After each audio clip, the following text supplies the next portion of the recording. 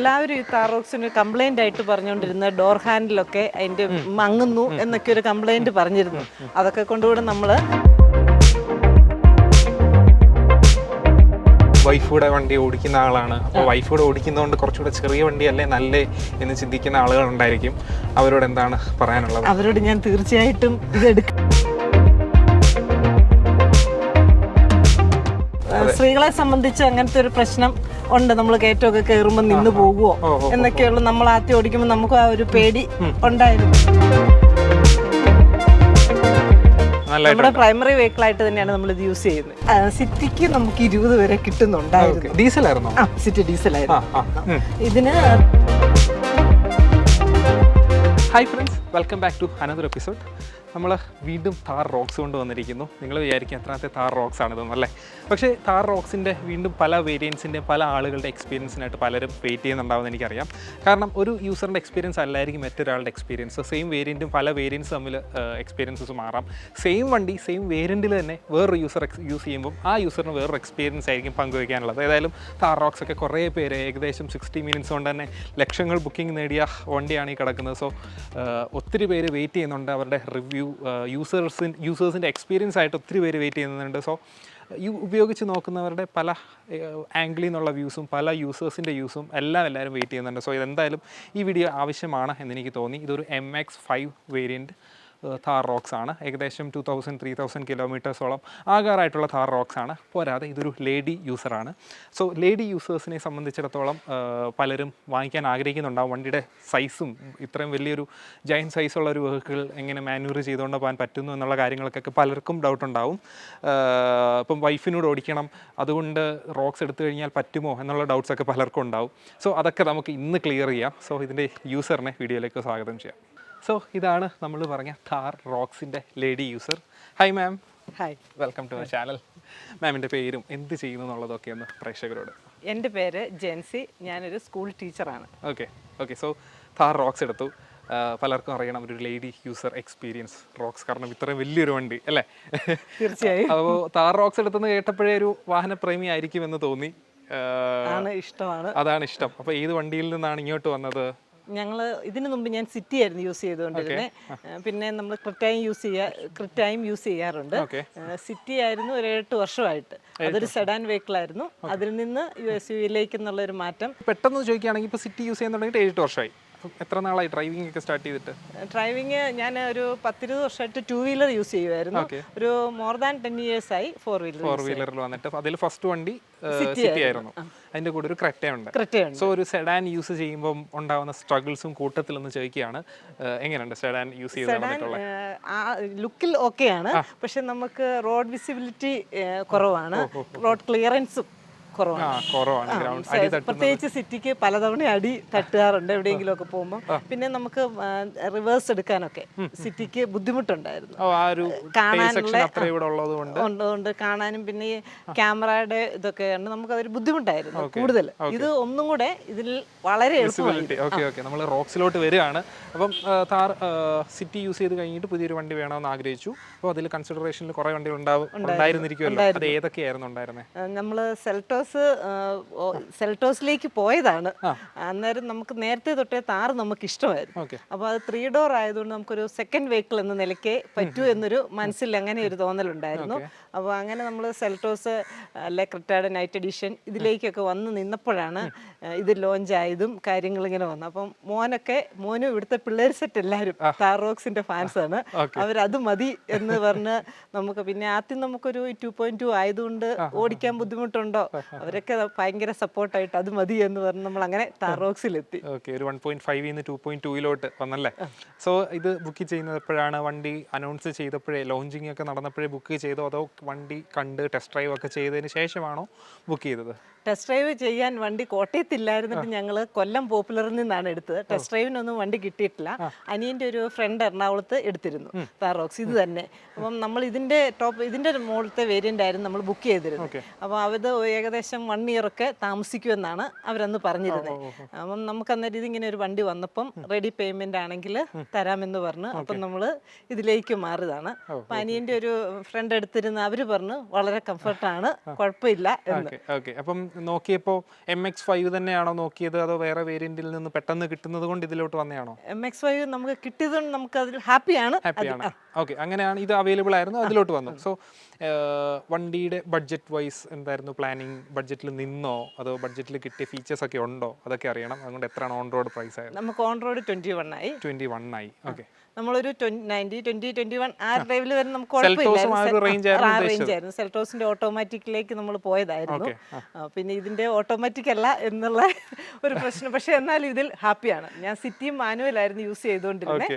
അതുകൊണ്ട് ഇത് മാനുവലിന് പ്രശ്നമൊന്നുമില്ല. സോ മാനുവൽ എടുത്തു, 6 സ്പീഡ് ഗിയർ ബോക്സ്, ഇങ്ങനെ മാനുവലി ഷിഫ്റ്റ് ചെയ്ത് പോകുന്നതാണ് ഇഷ്ടം. സോ ഇതിന് 21 lakhs ആയി, ഓൺ റോഡ് ആയി. സോ ഇത് കിട്ടാൻ എത്ര നാൾ വെയിറ്റ് ചെയ്യേണ്ടി വന്നു? ഏകദേശം ഒരു 3 മാസം. 3 മാസം കുഴപ്പമില്ലല്ലേ? കുഴപ്പമില്ല. എല്ലാവരും 1 വർഷവും 1.5 വർഷമൊക്കെയാണ് ഇതിനു വേണ്ടി വെയിറ്റ് ചെയ്യുന്നത്.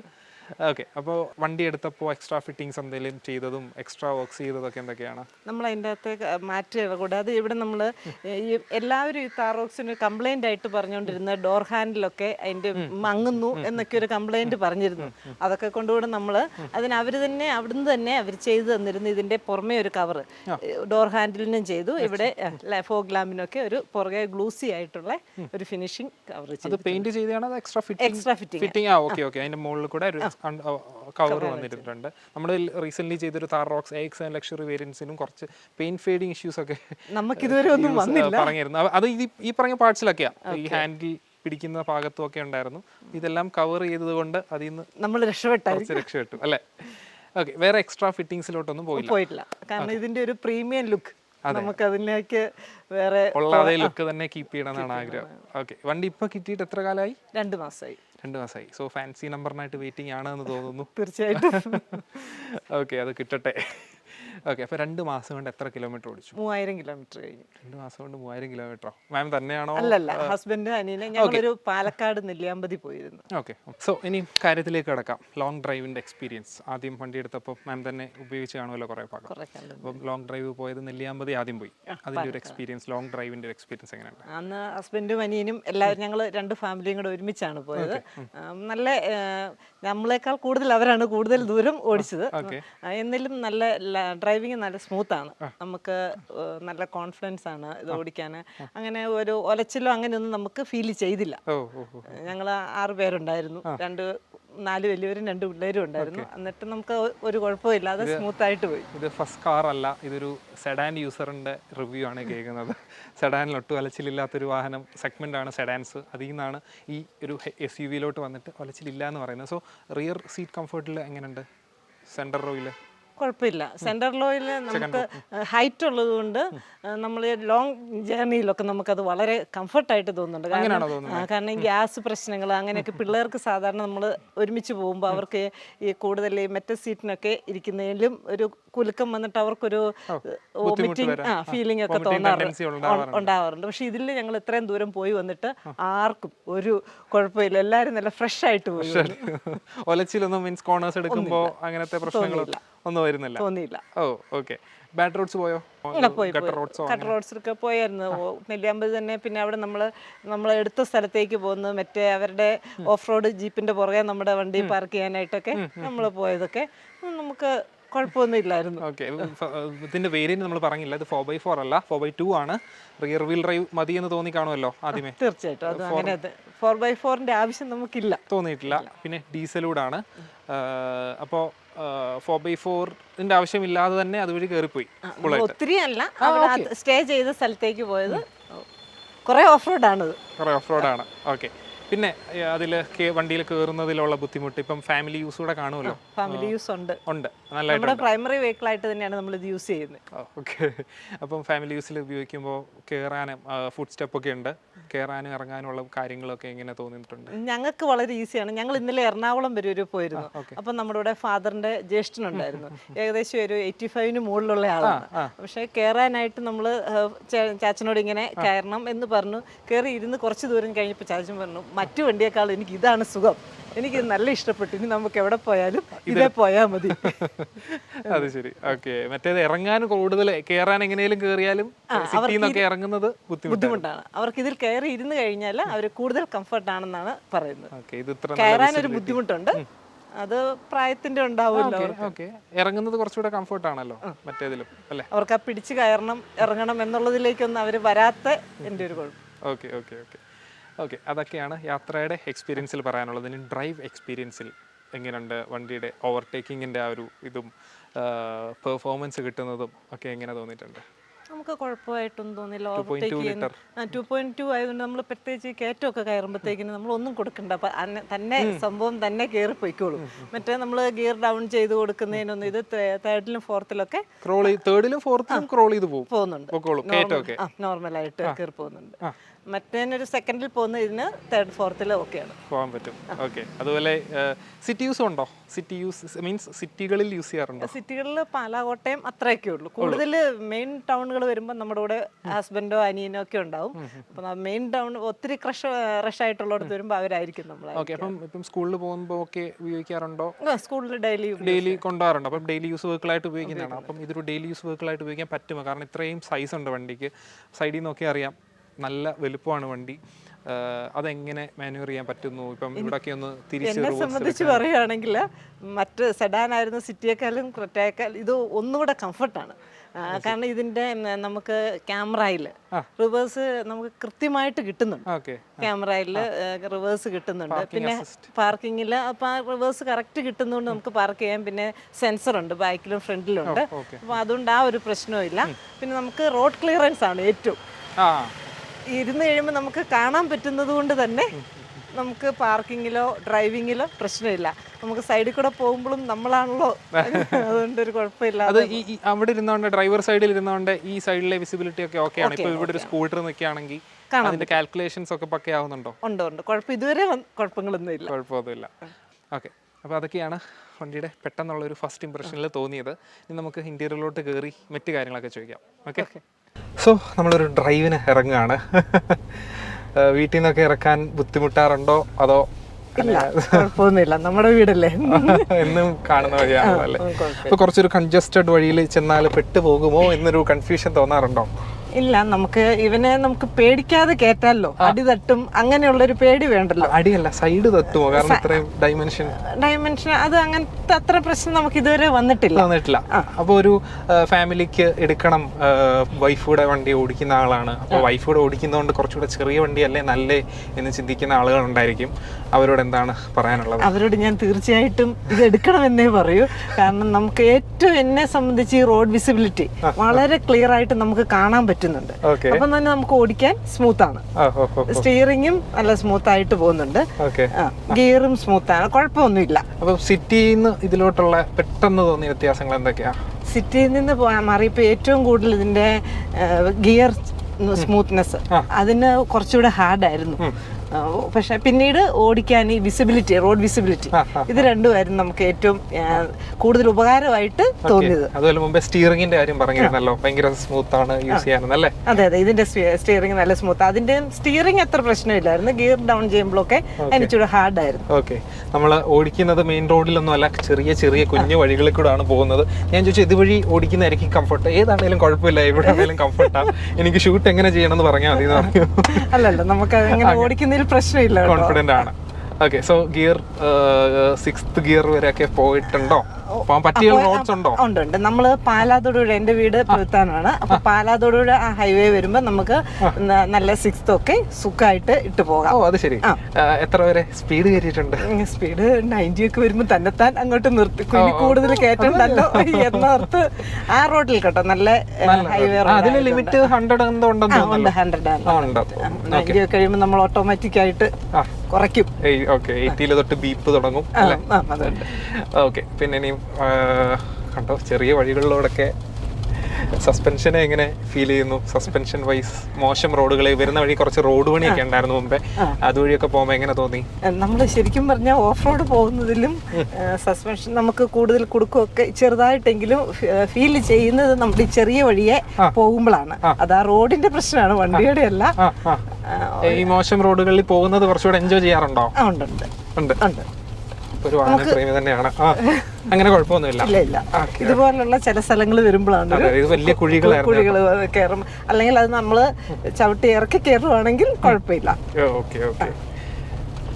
എനിക്ക് സൈഡിൽ ഇരുന്നിട്ടാന്ന് തോന്നുന്നു കുലുക്കം ഫീൽ ചെയ്യുന്നത്. അല്ലല്ല, വണ്ടിയുടെ വലുപ്പം മാനേജ് ചെയ്യാൻ പറ്റുന്നത് അത് ഡ്രൈവർ സീറ്റ് ഇരുന്നാലേ മനസ്സിലാവുള്ളൂ. ഓക്കെ, എനിവേയ്സ് ഇനിയും ഫ്യൂവൽ എഫിഷ്യൻസിയെ പറ്റി അറിയണം. ഇതൊരു ഡെയിലി യൂസ് വണ്ടിയാണ്, ഫാമിലി വണ്ടിയാണ്, ലോങ് ട്രിപ്സ് പോകാറുണ്ട്, ഷോർട്ട് ഡ്രൈവ്സ് എടുക്കാറുണ്ട്, സിറ്റി യൂസ് ഉണ്ട്. അപ്പോൾ അതിനൊക്കെ പറ്റിയ ഫ്യൂവൽ എഫിഷ്യൻ്റ് ആണോ വണ്ടി? കമ്പയർ ചെയ്താൽ സിറ്റിക്ക് നമുക്ക് 20 വരെ കിട്ടുന്നുണ്ടായിരുന്നു. ഡീസലായിരുന്നോ? സിറ്റി ഡീസലായിരുന്നു. അതിന് നമുക്ക് 20 വരെ കിട്ടുന്നുണ്ടായിരുന്നു. ഇതിന് 13.40 വരെയൊക്കെ കിട്ടാറുണ്ട്. 13 ഫസ്റ്റ് സർവീസ് കഴിഞ്ഞപ്പോ തൊട്ട് 13 മുകളിൽ എപ്പോഴും 13 പോയിന്റ് സംതിങ് ആണ് കിട്ടുന്നത്. ഫസ്റ്റ് സർവീസ് കഴിഞ്ഞപ്പോ തൊട്ട് എടുത്ത് നമ്മൾ ലോങ് നമ്മൾ പാലക്കാട് പോയപ്പോഴൊക്കെ തന്നെ നമുക്കായിരുന്നു 13ലേക്കൊക്കെ നമ്മൾ വന്നിരുന്നു. പിന്നെ ഇപ്പൊ ഫസ്റ്റ് സർവീസ് കഴിഞ്ഞപ്പോൾ കുറച്ചുകൂടെ കൂടിയിട്ടുണ്ട്. ഓക്കെ, മോശമല്ല. പിന്നെ സിറ്റി കൂടെ യൂസ് ചെയ്യുമ്പോഴോ? സിറ്റി കൂടെ യൂസ് ചെയ്യുമ്പോൾ താന്നു പോകാറുണ്ട്. എത്ര വരെ താഴ്ന്നിട്ടുണ്ട്? നമുക്കൊരു 11 അത്രയൊക്കെ. അത് കുഴപ്പമില്ല. വലിയൊരു വണ്ടിക്ക് കുഴപ്പമില്ല. ഓക്കെ, മെയിൻ റോഡിലോട്ട് കയറുന്നു. മെയിൻ റോഡിലെ എക്സ്പീരിയൻസ് എങ്ങനെയുണ്ട്? Means cornering stability. ഇപ്പം തൊടുപുഴ പാലാ റോഡിലൊക്കെ അത്യാവശ്യം സ്പീഡിൽ കോർണേഴ്സ് എടുക്കാൻ പറ്റിയ നല്ല റോഡ്സുകളാണുള്ളത്. സോ ആ റോഡ്സിൽ കിട്ടുന്ന ഒരു സ്റ്റെബിലിറ്റി എങ്ങനെയുണ്ട്? സ്റ്റെബിളാണ്, നമുക്ക് ഹാപ്പിയാണ്. ഞാൻ സെഡാനിൽ കിട്ടുന്ന അതേപോലെ കോൺഫിഡന്റ് ആണോ? കോൺഫിഡന്റ് ആണ്. നമുക്ക് സെഡാനേക്കാൾ എന്ന് വേണേ പറയാം. സെഡാനേക്കാൾ. ഓക്കെ,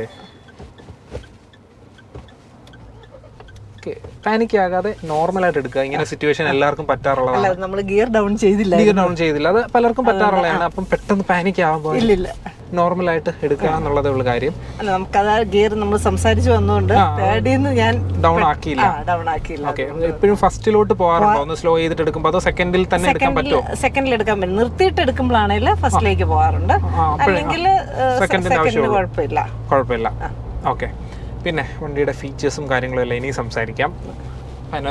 സൺറൂഫ് കാര്യങ്ങളൊക്കെ വന്നിട്ടുണ്ട്. അതൊക്കെ കൺസിഡറേഷനിൽ ഉണ്ടായിരുന്ന ഫീച്ചേഴ്സ് ആയിരുന്നു? അങ്ങനെ ഉണ്ടായിരുന്നില്ല. പക്ഷെ അതില് നമ്മളെക്കാൾ കുട്ടികളാണ് ഇതില് സൺറൂഫില് ഭയങ്കര ഹാപ്പി. ഞങ്ങള് നെല്ലിയാമ്പതി പോയെന്ന് പറഞ്ഞില്ല. അപ്പൊ അവര് അങ്ങ് പോകുന്ന വഴികളിലൊക്കെ ഇടയ്ക്ക് ഇവർ എഴുന്നേറ്റ് നിന്ന് അതിന്റെ അകത്ത് വീഡിയോ എടുക്കുക, ആ പ്രകൃതി സൗന്ദര്യമൊക്കെ ഇവർക്ക് പിള്ളേർക്ക് അതൊരു ക്രേസ് ആണ്. അവരതിന്റെ അകത്ത് പ്രോത്സാഹിപ്പിക്കണ്ട. അതൊരു സ്റ്റാർട്ടിംഗിൽ ചെയ്താൽ അല്ലല്ല, നമ്മള് അവിടെ എന്ന് വെച്ചാൽ അങ്ങനെയുള്ള സ്ഥലമാണ്. നമ്മളല്ലാതെ മെയിൻ റോഡൊന്നും അല്ല, നമ്മളല്ലാതുള്ള യാത്രയിലാണ് ഞാൻ പറഞ്ഞത്. മെയിൻ റോഡിലൊന്നും നമ്മൾ കയറ്റാറില്ല, സമ്മതിക്കാറില്ല. ഓഫ് റോഡ് പോലെ ചെറിയ വഴികളില് മനസ്സിലായി, ചെറിയ കാടുകളിലൊക്കെ അങ്ങനെ വരുമ്പോഴത്തേക്ക്. ഓക്കെ, അതുപോലെ അട്രാക്റ്റഡ് ആയിട്ടുള്ള കുറച്ച് ഫീച്ചേഴ്സ് ഉണ്ടാവുമല്ലോ, അത് എന്തൊക്കെയാണെന്നാണ് നമുക്ക് ഇനി അറിയേണ്ടത്. കുറച്ച് വണ്ടികൾ ഇഷ്ടംപോലെ സ്വിച്ചസും നല്ലൊരു ഇൻഫർടൈൻമെൻറ്റ് ഡിസ്പ്ലേ ഉണ്ട്. MID നമ്മുടെ നേരത്തെയുള്ള താർ പോലെ തന്നെയാണ്. അപ്പം അതിനെപ്പറ്റിയുള്ള അഭിപ്രായം എന്തൊക്കെയാണ്? ഈ ഇൻഫർടൈൻമെൻറ്റ് എങ്ങനെയുണ്ടോ? അതിൻ്റെ ക്വാളിറ്റി, ബഗ്ഗൊക്കെ വരാറുണ്ടോ? നമുക്ക് അങ്ങനത്തെ ഇതുവരെ പ്രശ്നങ്ങളായിട്ടൊന്നും വന്നിട്ടില്ല. നമുക്ക് അതിന്റെ ഓരോന്നിനും ഉണ്ടല്ലോ ഓരോ ഓപ്ഷൻസ്. നമുക്ക് അതിലത്ര പ്രശ്നങ്ങളൊന്നും വന്നിട്ടില്ല. നമ്മൾ സാറ്റിസ്ഫൈഡ് ആണ്. ഓക്കെ, പിന്നെ മറ്റ് ഫീച്ചേഴ്സ്, AC-യുടെ കൂളിംഗ് എങ്ങനെയുണ്ട്? AC കൂളിംഗ് നല്ല കൂളിംഗ് ഇപ്പൊ തന്നെ അനുഭവപ്പെടുന്നുണ്ടാവില്ല. തീർച്ചയായിട്ടും പുറകിലിരുന്നാലും നന്നായിട്ട് കൂളിംഗ് ഉണ്ട്, പെട്ടെന്ന് കൂളാവുന്നുണ്ട്. ഓക്കെ, പിന്നെ മറ്റ് വേറെ അട്രാക്റ്റീവ് ആയിട്ടുള്ള ഫീച്ചേഴ്സ് കേൾക്കട്ടെ. നമുക്ക് ഇതിൻ്റെ അകത്ത് ഈ ക്യാമറ കാണാനുള്ളത് നല്ല ഉപകാരപ്രദമാണ്. പിന്നെ നമ്മൾ കയറ്റമൊക്കെ കയറുമ്പം ബൈക്കിലേക്ക് പോകത്തില്ല, ഹിൽ ഹോൾഡ് സിസ്റ്റം ഉണ്ട്. അതുകൊണ്ട് നമുക്ക് ഇതുവരെ അതിന്റെ ഒരു ഉപയോഗം വന്നില്ല. എന്നാലും നമ്മളെ സംബന്ധിച്ചിടത്തോളം അത് ഹാഫ് ക്ലച്ചിനെ ആശ്രയിക്കാതെ തന്നെ നമുക്ക് കയറ്റാമല്ലോ. നമുക്കൊരു മനസ്സിലൊരു കോൺഫിഡൻസ് ആണത്. ഇത് പോവില്ലല്ലോ, എനിവേ എന്തെങ്കിലും വന്നാലും അതവിടെ നിന്നോളൂല്ലോ എന്നൊക്കെയുള്ളൊരു, സ്ത്രീകളെ സംബന്ധിച്ച് അങ്ങനത്തെ ഒരു പ്രശ്നം ഉണ്ട്. നമ്മൾ കയറ്റമൊക്കെ കയറുമ്പോൾ നിന്ന് പോകുമോ എന്നൊക്കെയുള്ള, നമ്മൾ ആദ്യം ഓടിക്കുമ്പോൾ നമുക്ക് ആ ഒരു പേടി ഉണ്ടായിരുന്നു. അപ്പൊ അങ്ങനെയൊന്നും നമുക്ക് പ്രശ്നം വന്നിട്ടില്ല. വണ്ടിയുടെ സൈഡിൽ നിന്നുള്ള ഒരു സപ്പോർട്ട് കിട്ടുമെന്നുള്ള ഒരു വിശ്വാസം ഉണ്ടല്ലേ? വണ്ടി നമ്മളെ സപ്പോർട്ട് ചെയ്യുന്നു എന്നുള്ളൊരു വിശ്വാസമുണ്ട്. ഓക്കെ, പിന്നെ മറ്റ് ഫീച്ചേഴ്സ് എന്തൊക്കെയാണ് അട്രാക്റ്റീവ് ആയിട്ടുള്ളത്? ഇപ്പം ക്രൂസ് കൺട്രോൾ ഉണ്ട്, ഇതിന് യൂസ് ചെയ്തിട്ടുണ്ടോ? ഞാൻ യൂസ് ചെയ്തിട്ടില്ല, പക്ഷെ ഞങ്ങൾ പാലക്കാട് പോയപ്പോൾ ഹസ്ബൻഡൊക്കെ യൂസ് ചെയ്തിരുന്നു. ഓക്കെ, പിന്നെ വേറെ എന്തെങ്കിലും? ഓക്കെ, ഉണ്ടോ? നമുക്കതുപോലെ ഇതിന് പറയുകയാണെങ്കിൽ ഇയറിങ് ഇവിടെ ഒക്കെ നല്ല ഹാൻഡിൽ അനുസരിച്ച് നീട്ടി വെക്കാനും ഹാൻഡ് വെക്കാനും അവിടെ ഒക്കെ നമുക്ക് എക്സ്റ്റെൻഡ് ചെയ്യാവുന്നതൊക്കെ ഉപകാരപ്രദമാണ്. പിന്നെ ഇതിൻ്റെ അകത്ത് നമുക്ക് പറയുകയാണെങ്കിൽ അതിന്റെ ഡാഷ് ചെറുതാണെന്നുള്ള ഒരു വളരെ ചെറുതാണ്, വളരെ ചെറുതാണ്. ഒരു ഫോൺ വെക്കാനുള്ള സ്ഥലമൊക്കെ ഉള്ളൂ. മറ്റേ മറ്റേനകത്തൊക്കെ നമ്മള് അതിന്റെ അകത്ത് നമ്മൾ വണ്ടിയുടെ പേപ്പേഴ്സും കാര്യങ്ങളും എല്ലാം സൂക്ഷിച്ചു വെക്കാമായിരുന്നു. ഇതിൽ അത്രയ്ക്കത് പറ്റുന്നില്ല.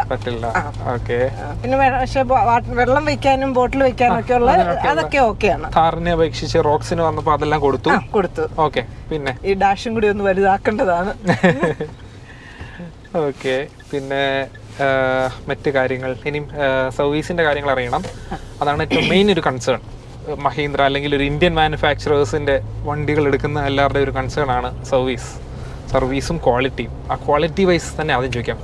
വണ്ടിയുടെ ക്വാളിറ്റി മൊത്തത്തിൽ എങ്ങനെ ഫീൽ ചെയ്യുന്നു എല്ലാ കാര്യത്തിലും? വണ്ടിയുടെ ഓരോ സ്വിച്ചസ് ആണെങ്കിലും അല്ലെങ്കിൽ ഈ മെറ്റീരിയൽസ് യൂസ് ചെയ്തതും ഒക്കെ ഒരു മറ്റ് വണ്ടികൾ യൂസ് ചെയ്തത് വെച്ചിട്ട് ഇതിനകത്തോട്ട് കയറിയപ്പോൾ കിട്ടിയ ഒരു ഫീല് അല്ലെങ്കിൽ കുഴപ്പമൊന്നും ഇതുവരെ നമുക്ക് ക്വാളിറ്റി വൈസിൽ അതിനൊന്നും കുഴപ്പമില്ല. നല്ല സൂപ്പറായിട്ട് തന്നെയാണ് നമുക്ക് ഫീൽ ചെയ്യുന്നത് ഓരോന്നും സ്വിച്ചസ് ഒക്കെ. പിന്നെ ഇതിന് കൂടുതലും മാനുവൽ എസിയുടെയും ഇത് നോബും അങ്ങനെയൊക്കെയാണല്ലോ. മറ്റേന് നമുക്കല്ലാതിരുന്നേ പിന്നെ ക്ലൈമറ്റ് കൺട്രോൾ ഓട്ടോ ക്ലൈമറ്റിന്റെ ഇല്ല. അത് നമുക്ക് മറ്റേ സിറ്റിക്ക് ഉണ്ടായിരുന്നു. അതൊരു 21 lakhs വണ്ടിക്കൊക്കെ കൊടുക്കേണ്ടിയായിരുന്നല്ലേ? അത് സിറ്റി അതിപ്പോ ഇല്ലാഞ്ഞിട്ട് നമുക്ക് സിറ്റിക്ക് അതാണ് ഇപ്പോഴത്തെ 10 lakhs വണ്ടിയിൽ വരെ ഉള്ള സംഭവമാണ്. 21 lakhs ആക്കിയിട്ട് കൊടുക്കാമായിരുന്നത്.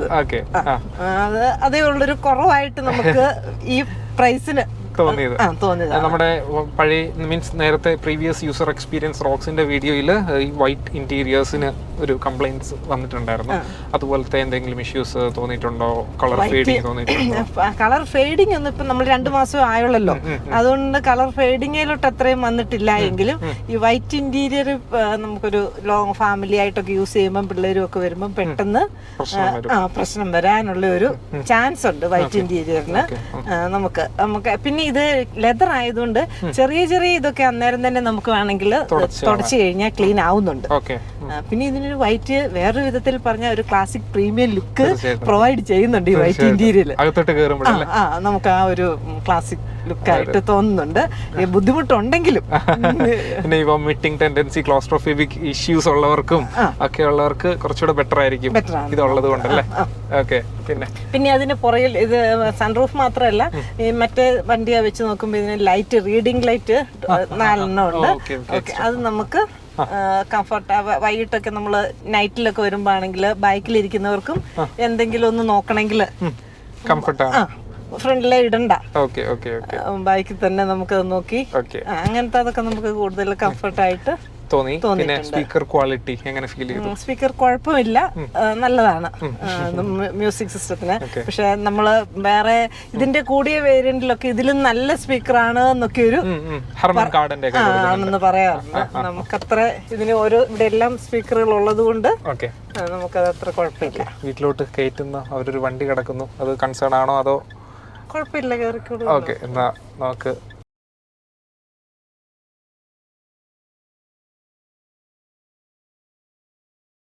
അങ്ങനെയുള്ള ബുദ്ധിമുട്ടുകളൊന്നുമില്ല അല്ലെ? ഏത് സ്ഥലത്തൂടെയും എടുക്കാനുള്ള കോൺഫിഡൻസ് ഉണ്ട്. ഓക്കെ, പിന്നെ IRVMs എല്ലാം ഓട്ടോ ഡിമിംഗ് ആണ്. ആ ഒരു കാര്യത്തിൽ അത് നല്ലൊരു ഫീച്ചറാണ്. തീർച്ചയായിട്ടും ഇല്ലാത്തൊരു ഫീച്ചറാണ് അതൊക്കെ. രാത്രിയിൽ ഓടിക്കുമ്പോൾ ബുദ്ധിമുട്ടല്ല അല്ലെങ്കിൽ? പിന്നെ ഹെഡ്ലൈറ്റ് വിസിബിലിറ്റി എങ്ങനെയുണ്ട്? ഹെഡ്ലൈറ്റ് നൈറ്റ് ഡ്രൈവില് നല്ല പവർഫുൾ ആണ്. ഹെഡ്ലൈറ്റ് നല്ല പവറാണ്. നമുക്കത് ഇഷ്ടമായിട്ടാണ് തോന്നി. അതുപോലെ നമ്മൾ ഓഫാക്കി ഇറങ്ങിപ്പോയാലും പുതിയ വണ്ടികൾക്കെല്ലാം ഉണ്ട്. കുറച്ചു നേരം കൂടെ ലൈറ്റ് ഓൺ ആയി നിൽക്കില്ല, പുതിയ വണ്ടികൾക്കെല്ലാം ഉണ്ട്. അത് തന്നെ, ഹെഡ്ലൈറ്റ് നല്ലതാണ്, നല്ല ലൈറ്റ് ഉണ്ട്, പവർഫുൾ ആണ്. പിന്നെ ഡ്രൈവ് മോഡ്സ് ഒക്കെ ഉണ്ടല്ലോ വണ്ടിയിൽ, അതൊക്കെ ട്രൈ ചെയ്ത് നോക്കിയിട്ടുണ്ടോ? നമ്മള് ലോങ് പോയപ്പം അതിന്റെ അകത്ത് 4 മോഡുകൾ ഓരോന്നുണ്ടല്ലോ, മഡ്, ഓഫ് റോഡ്, ഇങ്ങനെയുള്ള ട്രാക്ഷൻ മാറുന്നുണ്ടല്ലോ. ട്രാക്ഷൻ മാറുന്നുണ്ട്. ഞങ്ങള് ലോങ് പോയപ്പം നമ്മള് ഞാനിട്ടില്ല, പക്ഷെ അവർക്ക് ഫീൽ ചെയ്തോ? വ്യത്യാസം ഫീൽ ചെയ്തോ? ചെറുതായിട്ട് അവരതിങ്ങനെ ചേഞ്ച് ചെയ്ത് നമ്മൾ നോക്കി, ട്രൈ ചെയ്ത് നോക്കി അവരത്. ഓക്കെ, അതൊക്കെയാണ്. ഇനിയും സർവീസിന്റെ കാര്യം നമ്മൾ മുമ്പേ പറഞ്ഞില്ല. ഫോർ സർവീസ് 1000 ചെക്കപ്പ് ചെയ്തു. ഓക്കെ, അതിന് നമുക്കത് ആദ്യത്തെ ഫസ്റ്റ് സർവീസ് എന്ന് പറഞ്ഞാൽ ഫ്രീ സർവീസ് ആണല്ലോ. അതുകൊണ്ട് നമുക്ക് അതിൻ്റെ അകത്ത് നമുക്കതിനൊരു എല്ലാവരും ഇതിന്റെ സർവീസിനെ കംപ്ലൈന്റ് പറയുന്നുണ്ടെങ്കിലും നമുക്ക് അത്രയ്ക്കൊന്നും തോന്നിയില്ല. കാരണം അവര് വണ്ടി അവര് വിളിച്ചു പറഞ്ഞിരുന്നു, കൊണ്ടുവന്നു. അപ്പം നമ്മൾ അതിനെ തൊടുപുഴയാണ് നമ്മൾ കൊടുത്തത്. നമ്മൾ കൊല്ലത്തുനിന്നായിരുന്നു, നമ്മൾ കൊല്ലം പോപ്പുലറിൽ നിന്നാണ് എടുത്തത്. സർവീസിന് തൊടുപുഴ. ഓക്കെ. അതിൽ കോസ്റ്റ് ഒന്നും ആയിട്ട് കാണത്തില്ല? ഇല്ല, ഫ്രീ സർവീസ് ആണ് ഫസ്റ്റ് സർവീസ്. ഓക്കെ. ഇനി അടുത്ത സർവീസ് 10,000 അതിന് എക്സ്പെക്റ്റഡ് കോസ്റ്റ് എത്രയാണ്? ഓക്കെ, ഒന്നും പറഞ്ഞില്ല. പാക്കേജസ് കാര്യങ്ങളൊന്നും എടുത്തിട്ടില്ലല്ലോ? ഇല്ല. ഓക്കെ. വാറണ്ടി എത്ര വർഷം പറഞ്ഞിട്ടുണ്ട്? 3 വർഷം, അല്ലെങ്കിൽ 1 lakh. ഇല്ല, 1 lakh കിലോമീറ്റർ അല്ലെങ്കിൽ. എക്സ്റ്റെൻഡ് ചെയ്യാൻ പ്ലാൻ ഉണ്ടോ? നമുക്ക് 3 വർഷം കൊണ്ട് 1 lakh കിലോമീറ്റർ ആവില്ല. നമ്മള് അല്ല, 3 വർഷം ഓവർ 1 lakh കിലോമീറ്റർ. അതിൽ അത്രയും നമുക്ക് 1 lakh ഏത് ആദ്യം വരുന്നോ അതുവരെയാണ് വാറണ്ടി. നമുക്കത് വരത്തില്ല എന്നാണ് ഞാൻ പറഞ്ഞത്. ഓക്കെ. അപ്പൊ എക്സ്റ്റെൻഡ് ചെയ്താൽ 5 ഇയേഴ്സിലോട്ടൊക്കെ ആക്കാൻ ഉദ്ദേശിക്കുന്നുണ്ടോ എന്ന് ചോദിച്ചതാണ്. ഇതുവരെ ആവശ്യം. ഓക്കെ. അപ്പം അതൊക്കെയാണ് നമുക്ക് വണ്ടിയെ പറ്റി ചോദിക്കാനിരുന്നത്. സോ ഒരു പെട്ടെന്നൊരു സജഷൻ കൊടുക്കാൻ എന്ത് തോന്നുന്നു? ഒരു ഫാമിലി പർപ്പസിൽ വാങ്ങാൻ ആഗ്രഹിക്കുന്നവരോട് എന്താണ് പറയുന്നത്? ഒരു പ്രൈമറി വെഹിക്കിൾ ആയിട്ട് തന്നെ നിങ്ങൾക്ക് യൂസ് ചെയ്യാം, ഒരു കുഴപ്പമില്ല. നമ്മൾ ഇതില് നല്ല കംഫർട്ടാണ്. ഞങ്ങൾ എല്ലാവരും ഫാമിലി ആയിട്ട് പോകുമ്പോൾ നമ്മൾ ബൈക്കിൽ 3 പേരെന്ന് പറഞ്ഞാൽ കുട്ടികളാണെങ്കിൽ 4 പേര് ഇരിക്കുന്നതിനും കുഴപ്പമില്ല. പിന്നെ ഡിക്കി സ്പേസ് നല്ലതുപോലെ ഉണ്ട്. നമ്മളിപ്പോ ഒരു ഹസ്ബൻഡ് ഒക്കെ പുറത്താണ്, അപ്പം നമ്മൾ അങ്ങനെ ഒരു എയർപോർട്ട് ആവശ്യത്തിനൊക്കെ പോകുമ്പം മറ്റു വണ്ടിയേക്കാൾ നമുക്ക് പെട്ടി വെക്കാൻ ഒന്നും കൂടെ സൗകര്യമായിട്ട് തോന്നും. 2 ട്രോളിയൊക്കെ ഇരുന്നോളൂ, 3. കാരണം ഇതിന് ഹൈറ്റിൽ മറ്റേ സൈഡിങ് വേറൊരു ഷേപ്പ് ആണല്ലോ. അപ്പൊ ഇതിന് കറക്റ്റ് ഈ സ്ക്വയർ ഷേപ്പ് വരുന്നതുകൊണ്ട് ഹൈറ്റിൽ വെക്കുന്നതിന് കുഴപ്പമില്ല, തട്ടുന്നില്ല സൈഡില്. അപ്പൊ ഡിക്കി സ്പേസ് നല്ല ഉപകാരപ്രദമാണ്. അപ്പം സജഷനിൽ റെക്കമെൻഡ് ചെയ്യും തീർച്ചയായും. ലേഡീസിനാണെങ്കിലും ഞാൻ പറഞ്ഞു മറ്റേതിനേക്കാൾ നമുക്ക് ഒന്നും കൂടെ കൺവീനിയന്റ് ഇതാണ്. ഓക്കെ. ഇപ്പം സിറ്റി എന്ന് പറയുന്നത് ഇപ്പം നോർമൽ ഹാച്ച് ബാക്ക് ഓടിക്കുന്നത് പോലുള്ള എഫേർട്ടുള്ള ഡ്രൈവാണ് സിറ്റിയിലും ഉള്ളത്. അപ്പം അതിൽ നിന്ന് ഇങ്ങോട്ട് വന്നപ്പോൾ കിട്ടിയ ആ ഒരു കൺവീനിയന്റ് തന്നെ നിങ്ങളും കൺവീനിയൻസ് അത്രയും ഉണ്ടാവും. ഓക്കെ. എടുക്കുക, ടെസ്റ്റ് ഡ്രൈവ് ചെയ്ത് നോക്കിയിട്ട് നമ്മൾ വീഡിയോയുടെ സ്റ്റാർട്ടിങ്ങിൽ പറഞ്ഞതുപോലെ ഒരു യൂസറിന്റെ എക്സ്പീരിയൻസ് ആയിരിക്കില്ല എല്ലാവർക്കും ഉള്ളത്. സോ ഓരോരുത്തരും അവരവരുടെ എക്സ്പീരിയൻസ് ചെയ്തിട്ട് മാത്രം ഓരോ വണ്ടികളും ചൂസ് ചെയ്യുക. ഓക്കെ. അപ്പം നമുക്ക് വൈൻഡ് അപ്പ് ചെയ്യാം. അപ്പം താങ്ക് യു സോ മച്ച്. വളരെ നന്ദി, നല്ലൊരു യൂസർ എക്സ്പീരിയൻസ് തന്നതിൽ. സോ ഒരു ലേഡി യൂസർ എക്സ്പീരിയൻസ് എന്ന് പറഞ്ഞപ്പോൾ നമുക്കത് പലർക്കും യൂസ്ഫുൾ ആയിരിക്കും എന്ന് നമുക്ക് തോന്നി. അതനുസരിച്ച് നമ്മൾ 3ാമത്തെ താർ റോക്സ് വീഡിയോ ചെയ്തു. ഇനിയും ഒരു AX5 ലക്ഷറി നമ്മൾ ഉടനെ ചെയ്യുന്നുണ്ട്. സോ അതിനെ പറ്റി അറിയേണ്ടവർക്ക്, ഒരു വാല്യൂ ഫോർ മണി വേരിയൻ്റ് ആണോ എന്നൊക്കെ അറിയാൻ താല്പര്യമുള്ളവർക്ക് വണ്ടിയെ പറ്റിയുള്ള സംശയങ്ങൾ ജസ്റ്റ് കമൻറ്റ് സെക്ഷനിൽ രേഖപ്പെടുത്തുക. നമ്മൾ വഴിയെ ചെയ്യുന്നതായിരിക്കും. അപ്പോൾ വൈൻഡ് അപ്പ് ചെയ്യാണ്. അപ്പോൾ നമ്മൾ പുതിയ യൂസർ എക്സ്പീരിയൻസ് യൂസ്ഫുൾ വീഡിയോസ് ഒക്കെ ആയിട്ട് വീണ്ടും വരും. നമ്മുടെ ചാനൽ സബ്സ്ക്രൈബ് ചെയ്താൽ ഇതൊക്കെ കാണാനായിട്ട് സാധിക്കും. ഫേസ്ബുക്കിലും നമുക്ക് വീഡിയോസ് എല്ലാം അവൈലബിൾ ആണ്. ഫേസ്ബുക്കിലും വാക്ക് വിത്ത് നഫ് സെർച്ച് ചെയ്യുക. നിങ്ങളുടെ വണ്ടിയുടെ യൂസർ എക്സ്പീരിയൻസ് ഷെയർ ചെയ്യാൻ നിങ്ങൾക്ക് താല്പര്യമുണ്ടെങ്കിൽ നമ്മുടെ walkwithnaf@gmail.com ആയിട്ട് കോൺടാക്ട് ചെയ്യുക. അല്ലെങ്കിൽ ഇൻസ്റ്റാഗ്രാമിലും നമ്മുടെ വാട്സാപ്പിലും കോൺടാക്ട് ചെയ്യാവുന്നതാണ്. സോ പുതിയ വീഡിയോ ആയിട്ട് വീണ്ടും വരാം. അതുവരേക്കും ഗുഡ് ബൈ. ഓക്കെ.